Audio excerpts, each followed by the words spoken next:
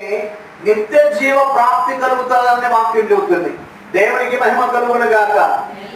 చూద్దామా పురి దేవుని బిడ్డరా, రోమి రాసిన పత్రిక 2వ అధ్యాయం 7వ వచనం. దేవుని సువార్త దేవుని సువార్త చెప్పడం అనేది సత్క్రియ.